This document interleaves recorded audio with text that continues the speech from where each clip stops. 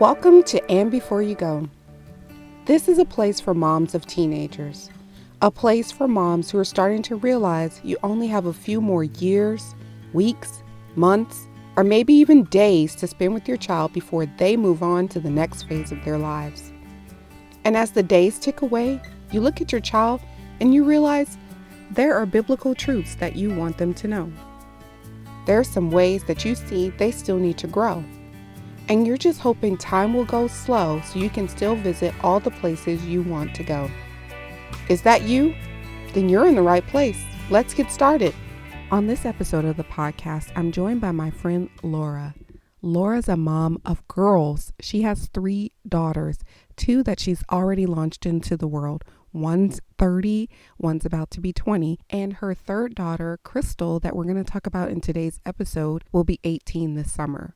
Crystal is a senior and she's about to graduate in less than a month, so Laura's right in the thick of launching.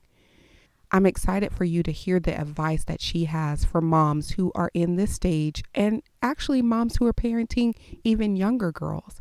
And then as a special treat, her 20-year-old daughter Ruby was in the room with us while we were recording. So I just turned the microphone to Ruby to get a college student's perspective on this transitional phase of life. I'm excited for you to hear this episode, so let's just jump right into it. I'll talk to you again on the other side. Hi, Laura. Hi, Shonda. Thanks for joining me on this little podcast that we're doing. Just a couple girls chatting. It's nothing big, so don't be nervous. Okay. Why don't we start off? I really wanted to talk to a mom of girls because I feel like it's a whole different experience sending your daughter into the world than sending your son. So I wanted to get your perspective on, this season of life that you're in. Your daughter, Crystal, is graduating in a month? Yes. And how are you feeling about that? Crystal's always been my baby girl. My daughter Ruby, who's a little bit older, she's always been headstrong and, has her plan and going and so forth. But maybe it's my fault. Babied my baby girl too much, and it's a little nerve-wracking to know that she's going to be done with school, and there's a certain amount of authority that I have over her, where she will be 18 in June, and there are some things that she's just really going to be legally possible to, she's going to be able to do those things. So but I am grateful that she is going to stay close to home. Okay. She's going to be going to community college, so I still have a little bit there. A little bit, yes. Yes. Yeah. The influence is still there. Right. Yes. Or she will be, we talk about it a lot, where she'll be going to school and there's nobody that's going to be on her anymore. It's up to her to get those assignments in, get it done, and keep going. Right. Yeah. And our school system allows retest. There's no retest on the next level. Yeah. You get one test. Yeah. So you have to get it right the first time. Right. Yes. So tell me more about Crystal and your hopes for this next season for her. I hope that she has a goal, and I hope that she follows through with it and makes wise choices, makes good use of her time, and succeeds in her plans. Yeah. Yeah. So tell me what you want Crystal to know. The first one is to trust God always, even when it doesn't make sense. There's many times in our lives where we just don't understand certain things. But as we pray and as we're led by the Spirit, to trust Him. And Proverbs 3:5-6, trust the Lord in all your ways and acknowledge Him, and He will make your path straight. So that is my number one desire for her, to trust God. I've always told my children, and no disrespect to anyone, but success to me and my husband is not financial gain and notoriety, being famous. That's not success to me. I've always told my children, you can work at McDonald's all your life, but if you are making an influence in someone's life, then you are being successful in God's eyes. So Yeah. Yeah. Trust the Lord. And Crystal is she's just so charismatic and Yes. like fun to be around. I enjoy being around Crystal. So, yes, using that personality that the Lord has gifted her Absolutely. with for the kingdom. I know that's yes. high on her priority list, Yeah. which I'm sure makes you happy as a mama. Yes. Yeah. And trust in the Lord. A lot of moms are.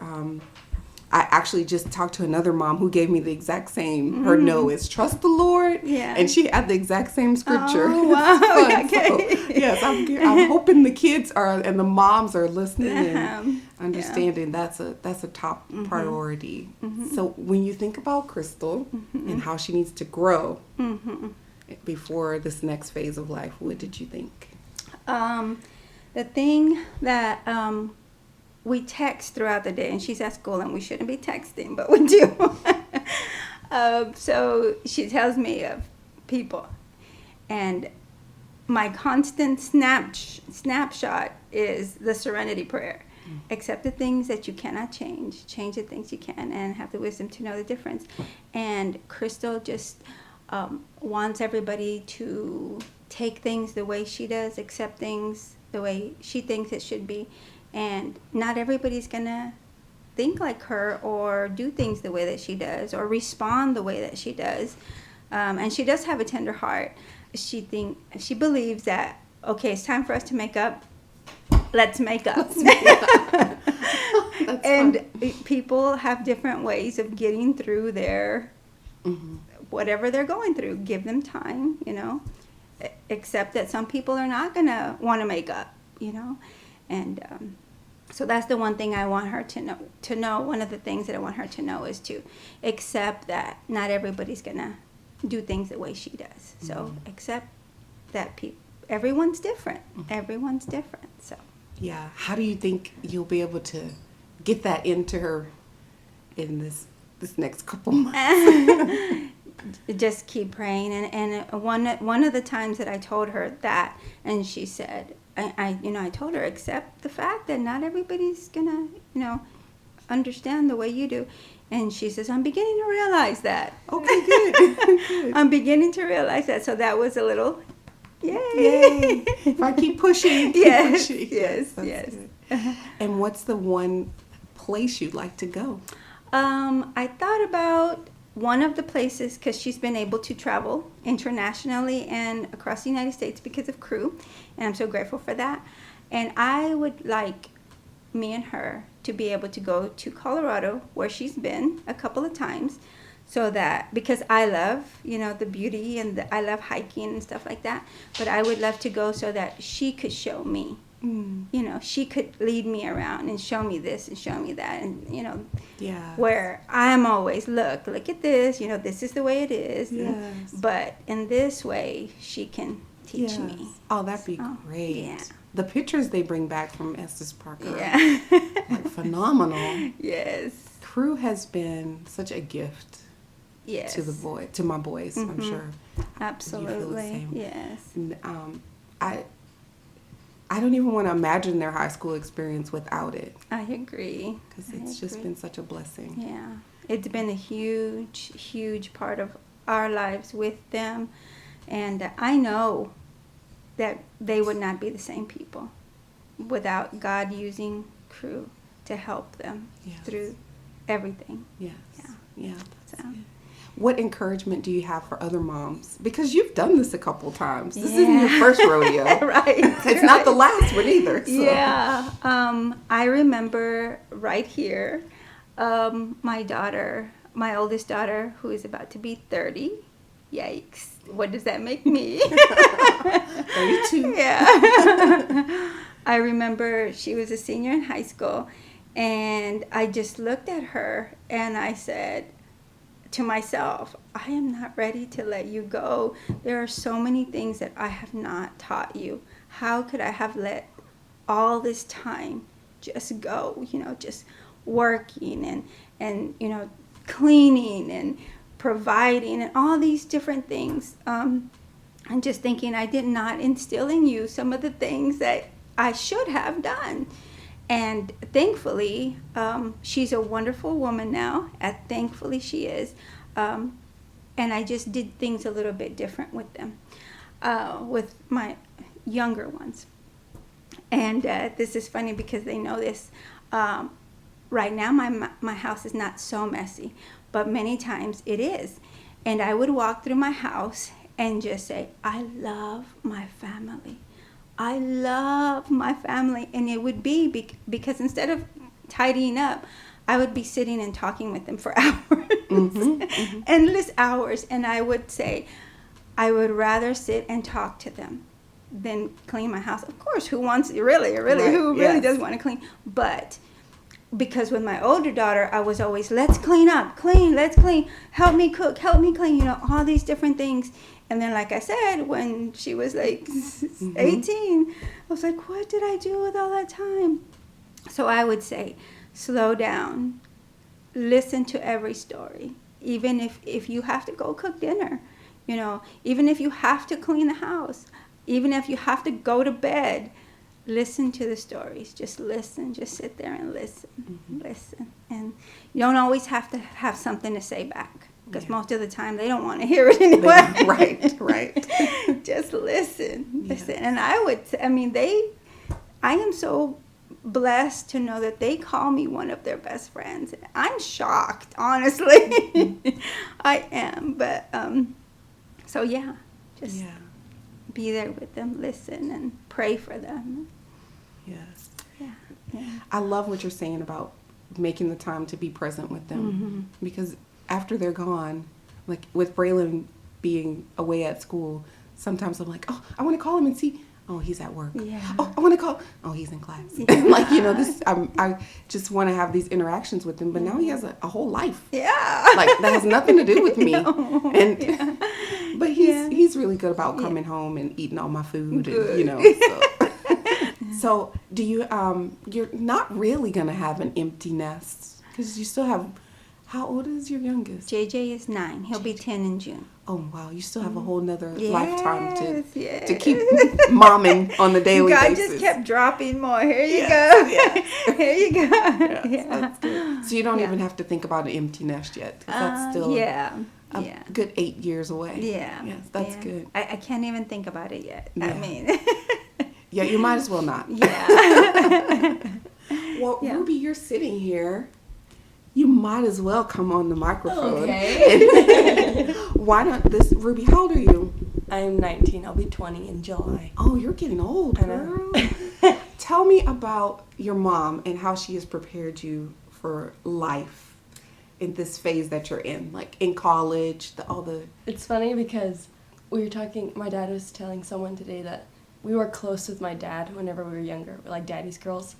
And then, like, the Lord allowed us to be so close with our dad, like, at that time. And, like, as soon as I got into high school, because I didn't have a lot of friends because I was new to the school. And I don't know, something happened where God allowed me and my mom to be really, really close. And I'd come home from school and cry every single day my freshman year. And I like what she was talking about how literally she'll sacrifice sleep and go to sleep at midnight, and we'll just be talking, and I'm like, Mom, you have to wake up at 6 o'clock. And 5:30. Yeah, 5:30. She claims it's 5:30. She snoozes. Okay, 5:45. Anyway, but yeah, just making that time, like, and I remember I would talk to friends about stuff that me and my mom would talk about, and they're like, really? You tell her mom that? Why do you tell her that? Like deep stuff, and it's like, how can you not have someone to talk to about those kind of things? And I guess that kind of breaks my heart too, that kids don't have that safe haven of like a mom or a dad that they can talk to about those kind of things. And that's exactly what I want to be with my children, have that, but also, be instilled in structure and but also have that relationship where I can literally tell my mom everything and she knows. Yeah. Thanks, Mom. What about your sister? You guys are really close. Yes, it wasn't always like that. I was very, very mean to her whenever we were kids, and she was always super nice. She was like, Ruby, I love you. She's like, what did she say? Ubi, Ubi, Ubi. And she kept on calling me, and just attached to me, and she was just always there, and I guess it's always kind of been that way. But I don't know, I'm excited for her because I know when I got out of high school, it really is the real world. You don't really see how much your parents do until you're out of high school. And I feel like that's going to hit her hard as well. Like, just the reality of my mom and dad do so much for us and provide, and just for school and for events that, you know, May is always crazy for seniors. And they've just been there for it all. And I'm excited for her to learn more responsibility, and I don't know, it'll be fun to see that and help her through it. Yeah. So I think you're giving hope to moms who have 2 daughters who fight like cats and dogs. That maybe one day it'll turn this corner. Yes. We were not best friends until my junior year and her freshman year. That's whenever we started linking up and being friends, because we would drive to school together and then back. I love those memories. You never left her, right? No. Okay, that's always I wanted to, but she didn't let me. That's fun. Yeah.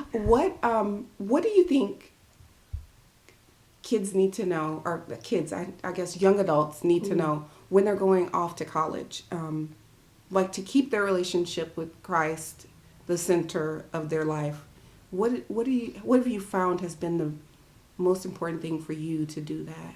I think, well, I'm in community college right now, but it's still college. Yes, it is. It sure is. For high school, in crew, we would have meetings 2 times a week.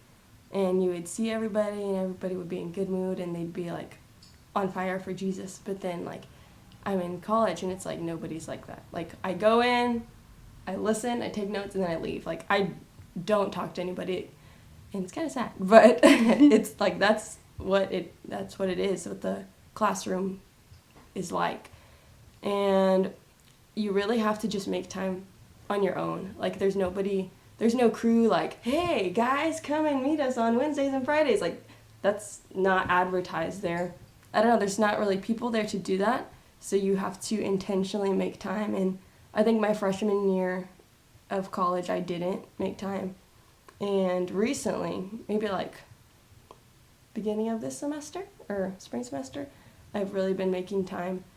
And it's helped so much because that you have to take life one day at a time, or else a week stresses me out. Like a month that I like, oh, this month's gonna be good, like I have to do this and this and this, that stresses me out. I literally have to do it one day at a time. Like, God, help me as I go into this class. This girl's really annoying. I have to be patient with her. I need to love her, please. Like, as I'm walking to class, I have to do that. And it really is just more independent. It's not anyone pushing you to do things. Like, I'm really kind of on my own because I don't really see anyone throughout the day, like, because they're at work and Crystal's at school. So you have to be the one to muster up that strength to get your Bible out and do it when you have time, before work, before school. You have to make that time. So, yeah.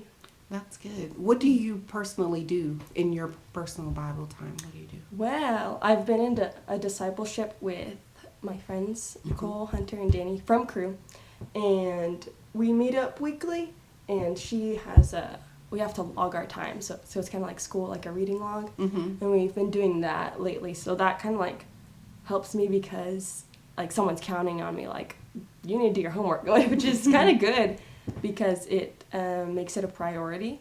But I do it usually, if I have a 10:30 class, I do it before then because I can't wake up that early. But if I have a 9 a.m. class, I can't wake up that early, so I do it after that, before I go to work. So that's kind of my schedule. And then the weekends is kind of rough because it's all over the place. Yes, so. the schedule is different on weekends, yes.